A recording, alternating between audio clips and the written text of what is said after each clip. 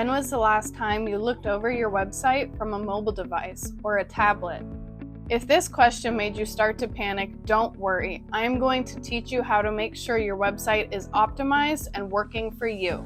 Your website serves as a guidebook to Google, telling the algorithm where and how to place you in search results. So does your website tell me how you are the expert of your industry? How is your company different? Is your business information accurate and up to date? Let's start with your business information. It is important that your business name and address are identical across every platform, down to the punctuation and abbreviations, like this one right here. Google is looking for consistency. I find it easiest to change all of your social media profiles to match your website. Other information that may be located on your homepage or in your header and footer of your website are hours, address, and contact information. This should be identical across every platform. You should always use your own photos, not stock images, but remember throughout this lesson, we are striving for consistency, not perfection. Make it a goal to change out one stock photo a month on your website as progress. Your social links should be listed in the header or footer of your website. Test and make sure the links are actually working and take you to the correct place.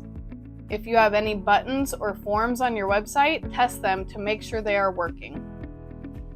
Every business should have an About Me page, products and services, reviews, blogs, contact, and FAQ. Other pages your website could have are careers, offers, or events. There's a lot of industries that should have a page showing before and afters or just their finished work. There is no right or wrong answer on what pages you need to have on your website. It also does not necessarily matter what you call those pages as long as it is clear.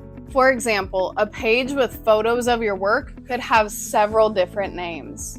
Gallery and portfolio are a couple common ones. Choose one that fits your brand. Now that you know what pages your website needs, let's look at the flow of your website. Your goal is to keep people engaged with your website until they make a decision to become a customer. If your pages have dead ends where people have to navigate back, they will quickly bounce out of your site. Solving this is pretty simple. You add links in the footer leading people to other pages of your website so they continue through the marketing funnel until they make a purchase or contact you. For example, your reviews page might have some links to blogs near the bottom or even a link to your gallery to see your work. Google tracks exactly how people interact and move through your website as part of your relevancy.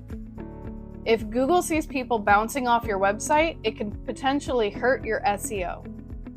So here's what you need to check on a mobile device, a tablet if possible, and from a computer desktop. Can you quickly navigate and access your reviews, about, services, social links, and contact information? If you have someone managing your website for you, you're probably in pretty good shape. But no matter what, you should be checking your website on a regular basis.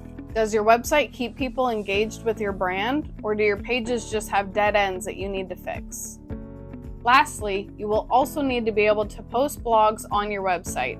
Later in this course, I'm going to be showing you an easy way to create blogs that boost your SEO without having to sit down and write it out. Some businesses just send the blog they want to post in an email to the company who manages their website. Others might be posting the blog themselves from the back end of their website, which you can do that as well. Find what works best for you. Next time, we'll be optimizing your Google Business profile, so make sure you have access to log in. I have created an entire list of pages you can use depending on your industry. You can also look at other companies in your industry to get ideas of what they have on their website. Just don't copy any of their content.